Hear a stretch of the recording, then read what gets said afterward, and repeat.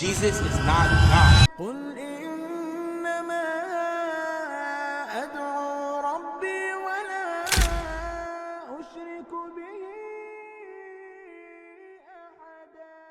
Assalamu alaikum wa rahmatullahi wa barakatuh. In today's video, we will be going over my intro and a review over my debate with Coley on the Prophet Muhammad sallallahu alaihi wasallam in the Bible. So before I begin, I want to show everyone the weak standards Christians use for prophecies of Jesus. We see the anonymous gospel writer Matthew 2:15 completely butcher Hosea 11:1 and falsely apply it to Jesus. Now what's funny is Matthew strips out Hosea out of context because the son is identified as Israel in Hosea, and it says, when Israel was a child, I loved him, and out of Egypt I called my son. But the more they were called, the more they went away from me. They sacrificed to the Baals. So this is the thing. A Christian has no choice but to either say Jesus sacrificed to Baal, making him a pagan, false Messiah, or that Matthew makes this prophecy up. And it's important as Muslims that we push Christians on this. You have to see these things like that, because Christians will always say that we cherry pick Bible verses to force the Prophet in the Bible. What is funny is that Christians actually do that. The gospel writers themselves do that, as we're going to see. We also see in Matthew 2:23 where Matthew claims that the Messiah shall be called the Nazarene, and it was spoken of by the prophets of old. But here's the problem. That prophecy is nowhere to be found in the entire Old Testament, which leads many to believe that Matthew completely made this prophecy up. Now, a Christian may try to tell you this: oh, it's Isaiah 11, Matthew does a play on words and stuff like that.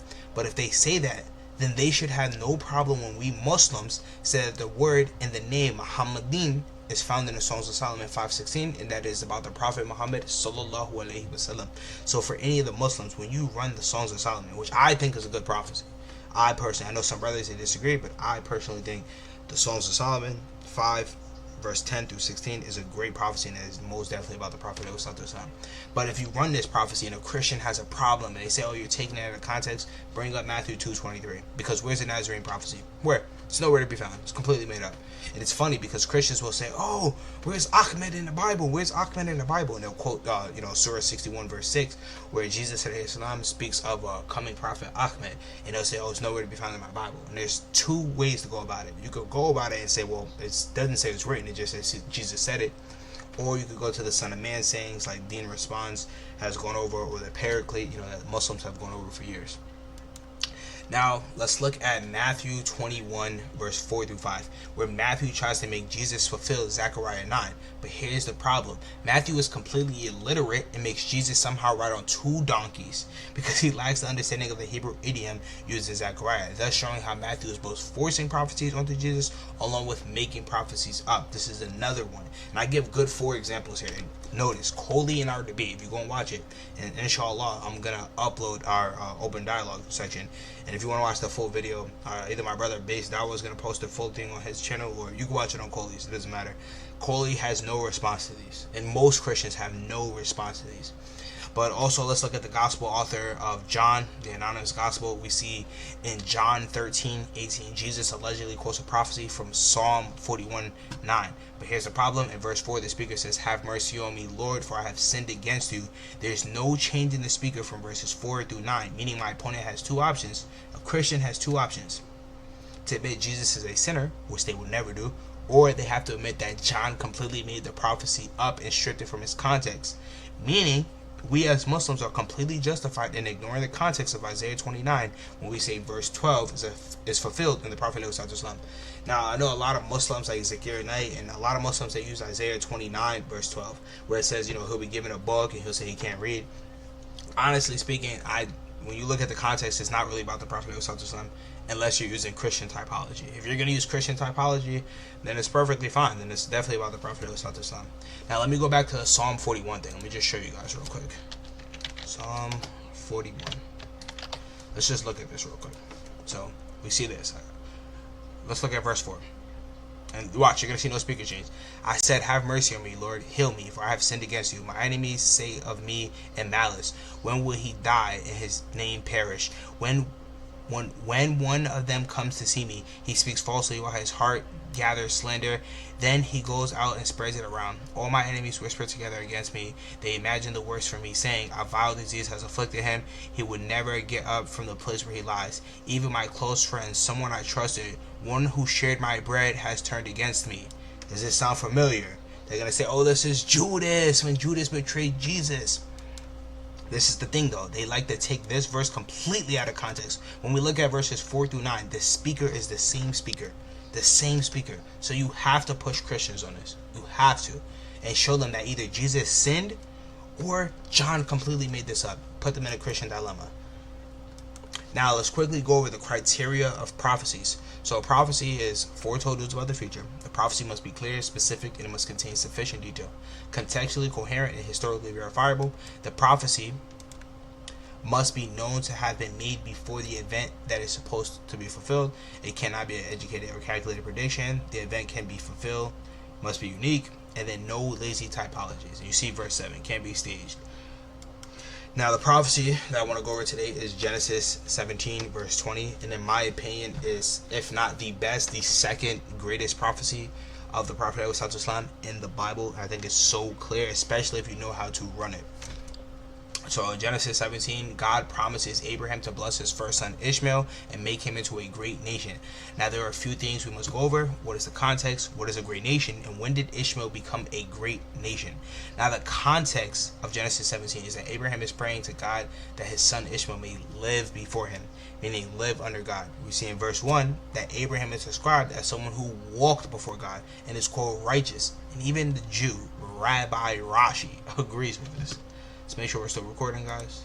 Alright, we're still recording. So, what is the meaning of the prayer? Today I will make the bold claim that live before you is never used for idols in the entire Hebrew Bible. Now, we do see in many passages that before you means to be in God's presence. As we see right here, Isaiah 38, verse 3. I have walked before you in truth and with a loyal heart, and have done what is good in your sight. Psalm 22:27. Will bow down before him. We'll remember and turn to the Lord, and all the families of the nations will bow down before him, before the Lord. And then in 1 Kings 8:28, your servant is praying before you today. So we see that before you in the Old Testament and in the Bible, the Hebrew Bible, is to be under God and stuff like that, in God's presence.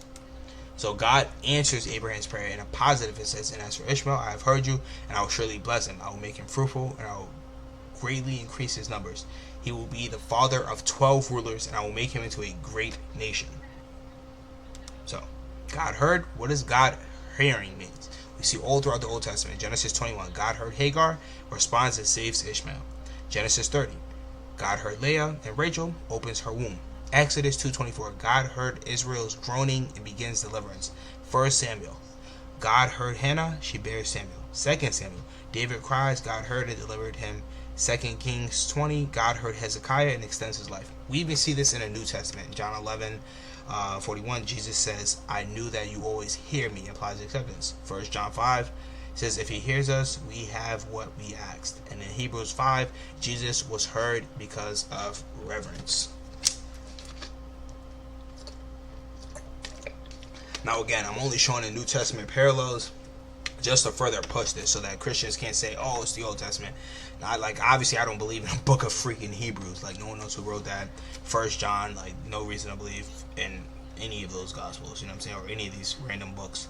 But the Bible also shows the opposite. If God does not hear, it means rejection. We see in Isaiah 1, when you pray, I will not hear. Micah 3:4, he will not hear them. Proverbs 28:9, prayer rejected due to disobedience. This contrast strengthens the meaning. So when God hears you, he means he accepts your prayer. God not hearing means he rejects. And when I brought this to Coley started manifesting. He cannot deal with it. You will see in our open dialogue. Inshallah, I will post it soon. Been busy and stuff like that. But you'll see in the open dialogue where Coley panicked. He cannot show me any time in the Old Testament where God heard you, but it means negating a prayer. So what is a great nation? We see in Deuteronomy 4 and Exodus 32 that a great nation is a nation that is under God, and it has a body of laws and praises God and calls the good. We also see, like we see in Exodus 32, that the idols had to be destroyed for Israel to become a great nation. Even scholars like Benson, Barnes, and Jameson Fawcett Brown, they all agree that this is what a great nation means. We see Benson's right here, whereby he implies that the true greatness of a nation does not consist of pomp and power or largeness of empire, as commonly men think, but in the righteousness of its laws. You guys see right here that even Barnes right here, the spiritual nature of the deity, his exclusive right to their allegiance, his abhorrence of idolatry in every form, his choice of them for his elect people, compare further Moses' third and last address. So clearly, even scholars notice that a great nation is a nation that is under God. Now, in Islam, what is a great nation? What is a great nation in the Quran? We see in chapter Al Imran, Surah Al Imran, ayat 110, it says, "You are the best community ever raised to humanity. You encourage good and forbid evil and believe in Allah." We also see in chapter 16, verse 36, "We surely sent a messenger to every community saying, worship Allah and shun false gods."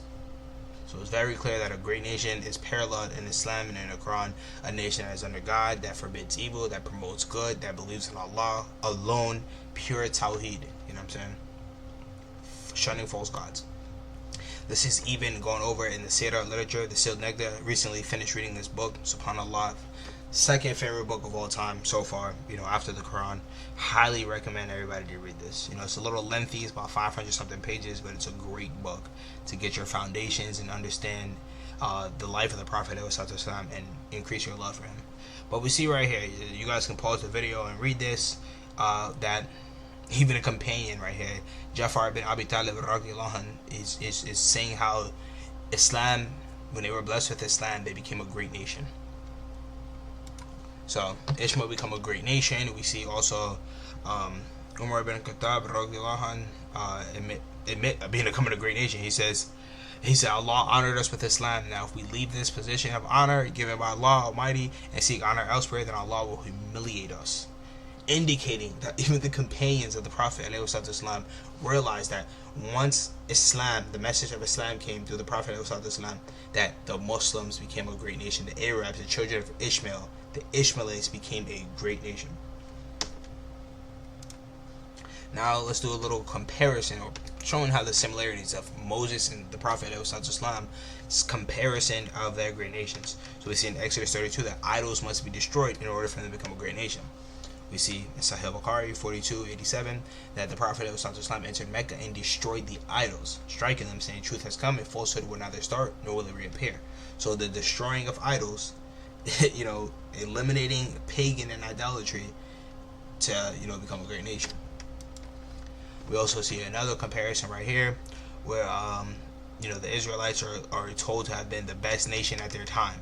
And the Prophet ﷺ says, on the day of resurrection, we will compete 70 nations, of whom we are the last and the best. So it's another comparison of the best nations. So the great nation, right? When this Ishmael become a great nation, they will be the best nation. Again, the Prophet ﷺ is an Ishmaelite. So right here, we see the comparison. Idols must be destroyed, like I said earlier. Prophet Moses leads and teaches the Israelites. The Prophet ﷺ leads and teaches the Muslims. God hears their prayer. Allah responds to the servant's cries. God gave the Torah on Mount Sinai to Moses, and Allah gave the Quran on Mount Hira. The Israelites were the greatest nation at that time. The Muslims, the Ishmaelites, are the greatest nation in humanity, as we stated earlier from the Quran and in the Hadith. Now this is a whole nother parallel too that shows you that the Prophet ﷺ is the prophet like Moses, but that's for another time. So let's give a quick summary of a great nation defined in the Bible and the Quran. Wise and understanding people, having God close to them in prayer and worship. Righteous laws and decrees, disgust and hatred of idolatry of any form. God-fearing nation, faithful obedience to the law, passing it down to the next generation, encouraging good and forbidding evil. Now, we even see rabbis. Rabbis themselves attest to this. And when I pressed Coley on this, he started manifesting, tweaking and manifesting, throwing every scholar under the bus. Every scholar under the bus. Didn't care about what the rabbis said, didn't care what the Christians said, didn't care what no one said. We see right here, very clear. It says that, right here. In 2047, according to the Sadr Hadra, the Muhammadan faith originated in the year 4384, exactly 2,330 years later. This delay was not due to the sins of the original Ishmaelites. They had been looking forward to the fulfillment of this prophecy for all these years. We lost independence, and it's basically how when God promised Abraham that Ishmael would become a great nation. So this is a rabbi right here admitted to it. We see Rabbi Tobias Singer also concede to Genesis 17:20 in his video and live stream with Libiano last year. We see Christians themselves attest that the Prophet Islam fulfills Genesis 17. We see right here, I will make him into a great nation, was fulfilled when the Muslim Empire was a reality from the 7th to the 12th century. Now they put a limit on it, but it shows that they acknowledge that Islam is the fulfillment of Genesis 17 verse 20. We see right here, I will make him a great nation, is writing in Genesis. Ishmael perhaps says he, as you see right here. Now, even Western academics admit to this. This is the crazy thing, because when I pressed Coley on this, he had no answer. He just starts tweaking, and you'll see it. You'll see it in the video. Right here, what does it say? It says, first reaction of Christians to the growth of Islam was to interpret it in the context of their Old Testament scriptures. They understood Islam as a fulfillment of God's promise to Abraham and Hagar concerning the descendant Ishmael. And just in case this is a little too small, let's make it big real quick. Let's hold up. Okay, I guess not. I guess it don't work. There we go. As you guys see right here. So it's nice and clear. Nice and clear right there. And also on this page, it is from this foundation of God's promise to bless Ishmael's descendants and to make them to a great nation that Christians began their interpretation of Islam. This is not even a Muslim. C. John Block. Right here. Western academia. But Coley just kept coping. Coley coping. Call him that in the comments, guys. You know, because there were Muslims who you know, watched the video and they didn't understand because Coley didn't let me show my slides to these things and they couldn't track. So it's right here. You know what I'm saying? So I'm making this video. Now they're going to bring up Genesis 17, the everlasting covenant that was given to Isaac. And I'm going to quickly address that, actually, because the Hebrew is olam, which just means very long time. So let's quickly go to Genesis 17 real quick. Because Coley also brought this point up, and I need you guys to be able to refute this when you run Genesis 17. So they'll sit there and they'll bring up verse 19 where it says, but your wife Sarah will bear you a son and you will call him Isaac. And they say, oh, well, this negates the, you know, where Abraham in verse 18 is asking for Ishmael. But hold up. Let's just take it back a few verses. Verse 15, God also said to Abraham, as for Sarah, your wife, you are no longer to call her Sarai. You will call her Sarah. I will bless her and will surely give you a son by her. I will bless her so that she will be the mother of nations, kings of peoples will come from her. Abraham fell down to his face. He laughed and said to himself, will a son be born to a man 100 years old? Will Sarah bear a child at the age of 90? So that is being answered in verse 19 right here. So whenever a Christian tries to, when you bring up Genesis 17 and you go to verse 18, you go to 20 about Ishmael, they're going to always bring up verse 19. And they're going to try to throw you around. Tell them that that's because that is a conversation from verses 15 through 17 right here, as you see. The context of verse 15 through 17 is answered right here about Isaac, you know. But let's go back to the everlasting covenant real quick. I'm not trying to take too long in this video. So we see everlasting covenants being broken all throughout the Old Testament. We see in Numbers 25, we see in 1 Samuel, we see in Isaiah 24 that everlasting covenants are broken all the time. Next, we see that there's a shift of covenants and a reason. So Deuteronomy 32 says, they made me jealous of what is no God. I will make them jealous with what is no people and provoke them with a foolish nation. So keep that in mind. The Israelites made God jealous, so God is going to take their covenant. 1 Kings 19 right here, the Israelites have rejected your covenant, and they have beaten and unalive the prophets. Jeremiah 35, I sent all my servants to the prophets to you, but they had not paid attention. Even the New Testament says this. Jesus says, Jerusalem, Jerusalem, you who killeth the prophets and stone those who sent to you. And then we also see the parable in Matthew 21, the vineyard parable of the tenants. The tenant seized his servants, they beat one and unalived another and stoned another. And they're basically being revoked of their covenant. So Christians can't even deny this. You know, the whole New Testament shows that there's a revoking of the Jewish covenant. So let's further elaborate. So, but my covenant I will establish with Isaac. So Isaac has a covenant. We don't deny that Isaac has a covenant.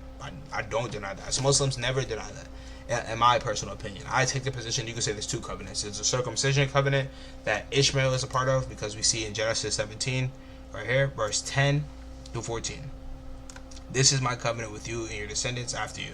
The covenant you are to keep. Every male among you shall be circumcised. Right? Circumcised. Verse 14. Any uncircumcised male who has not been circumcised in the flesh will be cut off from his people. He has broken my covenant. Remember, guys, Paul, the apostate Paul, doesn't like circumcision. It says don't get circumcised. So he's cut off from the covenant, because what? This covenant is everlasting, right? This covenant is to be kept through all the descendants. And we see later on that very day, Abraham took his son Ishmael and all those born in his house, and they were all circumcised as God told them. So Ishmael's under the circumcision covenant. But I admit that Isaac obviously has his own covenant because he has prophets that come through him.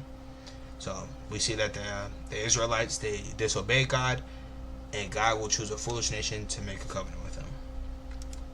So we see the Jewish idolatry. We see in Jeremiah. This is pre-exile, during the exile in Ezekiel, and post-exile in Malachi 2:11. Now we see that the Jews, they had a difference of opinions on Ishmael before Islam versus after Islam. So you guys can pause the video and look at that. So the connection to Ishmael. The Israelites had a covenant, broke that covenant by worshiping false deities like the golden calf and making their rabbis their lords. So God's promise that he will choose another foolish nation, in the singular, to make them jealous by being their God. Who is the most biblically and historical fulfillment of these promises? Ishmael. As established earlier, the great nation promise was for Ishmaelites to eventually be a righteous, God-fearing nation with God close to them. This was fulfilled historically in the 7th century Arabia with the rise of the blessed descendant of Ishmael, the Prophet Muhammad sallallahu alaihi wasallam, who transformed the foolish and ignorant Arab nation into a monotheistic world power, which did indeed make the Jews jealous. We see the genealogy of the Prophet Islam right here. You guys can pause the video and read that.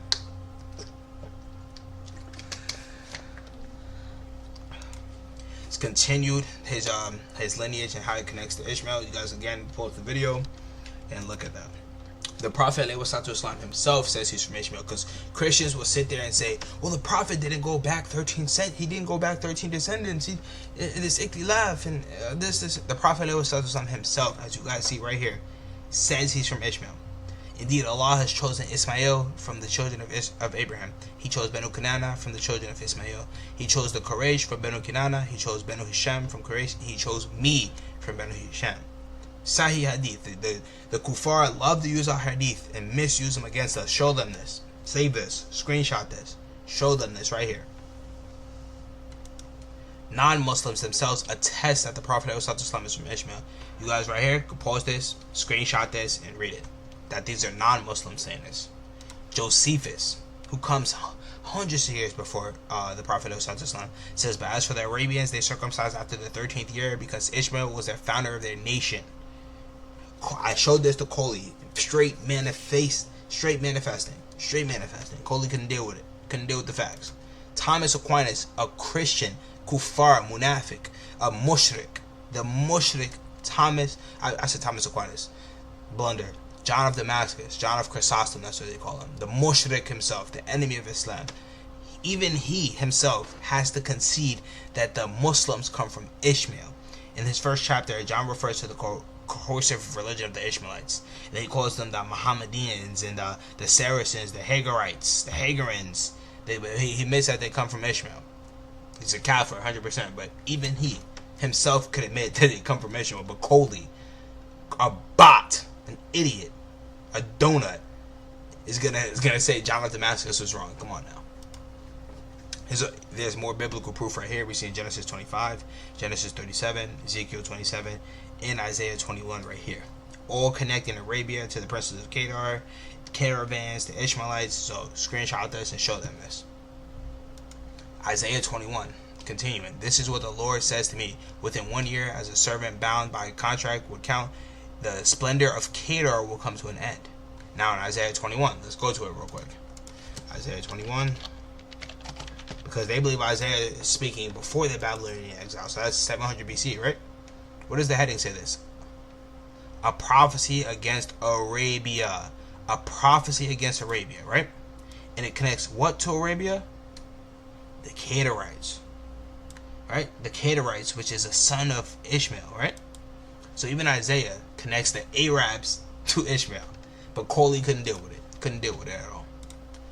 Now, these are two ancient Assyrian inscriptions dating to the 7th century BCE. Associate the king of the Arabs with the land of Kedar. Right here, you guys can screenshot that, take a picture, pause the video. Now, like I was speaking earlier, that they mentioned this ikhtilaf past Adnan. So there are certain reports in the literature, the Sidra literature by Surat, Ibn Hisham recorded that the Prophet ﷺ will not go past Adnan, 21 generations. Christians argue that this means that he can't be from Ishmael, but they seem to forget that the Ikhtilaf isn't from if he comes from Ishmael, but which son of Ishmael he comes from, Kedar or Naboth. The ijma is that he comes from Kedar anyway. So now let's expose their hypocrisy. So we have to expose the hypocrisy of Christians. Like I showed earlier, the Prophet ﷺ himself says he comes from Ishmael, right? He claims that he comes from Ishmael. That's not the problem. All the Arabs know this. Josephus, John of Damascus. This is a well-known thing. According to Coley, the Prophet is not an Ishmaelite. Bot. He's a bot. But let's just show the Christians. I want you guys to ask Christians this. Okay, using that same standard. Show me Jesus. Show me how Jesus is from David without using the Bible. You can't. You can't at all. But they'll tell you, oh, we don't care about the Muslim sources. Let's prove how Muhammad comes from Ishmael. They'll say that to you. Show me how Jesus comes from David. He doesn't come from David. He's a false Messiah then. Simple. According to the New Testament. And the funny thing is we have contradictory genealogies that even scholars point out. You have people like Dan McClellan who calls this out, and people in academia who call out the contradictory genealogies in Matthew's gospel account and in Luke's gospel account. And it seems like Paul, or whoever the author of 1 Timothy and Titus is, that says endless genealogies, controversial speculations, but avoid foolish controversies in genealogies, or arguments or quarrels about the law, because these are unprofitable and useless. So it seems like even Paul, the apostate himself and his little fanboys, they said they can't prove Jesus comes from David. There's no point to talk about it. Who cares about the genealogy? Throw it in the garbage, right? So conclusion, the Bible, the church fathers, Jews, Christians, writers, all of them, secular historians, all acknowledge that the Arab tribes trace back to Ishmael. Now, this is like refutations against the slanders of Ishmael. You guys can screenshot this. They may use this, oh, well, Ishmael's a donkey of a man, and they try to use these words to throw you off and make it seem like Ishmael's just kicked off to the side and forgotten about. But as you guys see, that's not the case. We see in the Samaritan Torah, it says, he will be a fertile man. His hand will be with everyone, and everyone's hand will be with him, and he will live among his brothers. But in the Masoretic text, like I showed earlier, how there's a different view on Ishmael after Islam. The Masoretic text, guys, also comes in the 9th century, which is after Islam. It says, and he will be a wild man. His hand will be against everyone. So we see how the Yahudi are manipulating the text, corrupting it, trying to put a bad light on Ishmael. You know why? Because the Prophet ﷺ comes from Ishmael, and they realize that this is a true prophecy. Again, we see this, the common misconceptions from Abraham fulfilled. I also read this book not too long ago. Alhamdulillah, great book. Suggest everybody read this, especially if you're into polemics. Even if you're not into polemics, I definitely recommend reading this book, Abraham Fulfilled. It's not a hard read. The brothers Adnan, Abu Zakir, and Zakir Hussein, they did a great job on this. Book. We also see the firstborn law. And in Deuteronomy 21, it says he must not give the rights of the firstborn to the son of the wife he loves in preference of the actual firstborn. He must acknowledge the son of his unloved wife as the firstborn by giving him double share in all he has. The right of the firstborn belongs to him because he's the first son of his father's strength. That goes to show you, Ishmael is Abraham's firstborn son. So even if the guys want to say, well, no, Isaac's the chosen son, guess what? The law of the firstborn, even if Abraham, let's say he loved Sarah more and loved Isaac more, the first son is not, his rights are not to be taken from him. It's not to be taken of him. So use this argument. Ishmael is also named by God. There are 4 people in the Old Testament named by God. Ishmael is one of them. Ishmael, Isaac, Josiah, and Solomon. It's also a good point to show people that Ishmael is favored. Refutation of Ishmael being excluded. You guys right here can screenshot this. This is a good prophecy to run too that connects with Genesis 17, which is Genesis 15.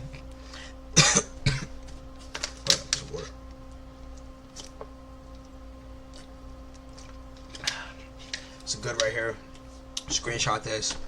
How it shows, and my covenant I will establish with Isaac versus but my covenant I will establish with Isaac. So it's a good screenshot right here to get. The desired son of Abraham is in Genesis 15. We see a son who is your own flesh and blood will be your heir, right? And then the next chapter, Abraham is given Ishmael. And later on in Genesis 15, as we'll see, there's a prophecy that the descendants of Abraham will have a possession of land. And what possession of land is that? The Wadi of Egypt to the Nile River. You see all this land right here? And which son of Abraham actually fulfills this? Let's just see. Oh, hold up. The Muslims. Wait. Hold up. You mean to tell me that God promises Abraham, and just so you guys don't think I'm lying, let's quickly go right here to Genesis 15 before I wrap this video up. Right here. Boom. He says what? He says, right here. On that day, the Lord made a covenant with Abraham and said, to your descendants, I give this land. See that land? The Lord gave it to Abraham's descendants. Right here. This is the land. And who fulfills that? None other but the Ishmaelites. The Ishmaelites. The Prophet Islam in his 10 years conquered all this land. Then the Rashidun Caliphate takes over this part of the land. Then the Umayyad Caliphate takes over this. Look at that. The Muslims just completely take over. And just look at in that time period. Less than 200 years. Less than 200 years completely take over this. Ishmael and early sources. You guys can screenshot this. This is from Theological Bible Commentary edited by Gail R. Derry and David Peterson. I don't feel like reading all this right now. I'm about to wrap this video up, so you guys can screenshot this, pause this, read this. How the hypothesis, what is it called? The hypothesis documentary or document about the different authors throughout the 5 books of Moses, and how Ishmael in all traditions, Ishmael is a great patriarch of Abraham's son, and moreover the firstborn son, the most honored position in the family. In both instances, Ishmael is the recipient of a covenant, promises of nationhood, and uncountable descendants that God first made to Abraham. It's Genesis 16, 21, 12, 13. In P traditions, Ishmael is Abraham's favorite son, is promised descendants and nationhood, is the first to be circumcised with a sign of the covenant. Like I said, so it can't be a Muslim conspiracy. This is scholars even saying that Ishmael is a part of the circumcision covenant right here. So show this to Christians when you debate them and you tell them that the Prophet is in the Bible and you run Genesis 17. Use this. This is not just a Muslim conspiracy. But just a quick summary: God comforted Abraham by saying he would have an heir to his household who comes from him physically. To these descendants, they inherit the vast land of Egypt through the river Euphrates. We see scribes going back and later adding stories to make their descendants the Israelites, but still to this day they do not fulfill it. The son born to Abraham soon after is Ishmael, whose descendants are the Muslims who reign over the promised land to this day and more. So guys, make sure you like the video. Inshallah, I'll be dropping the open dialogue that I have with Coley too in the debate soon. So yeah, assalamu alaikum wa rahmatullahi wa barakatuh.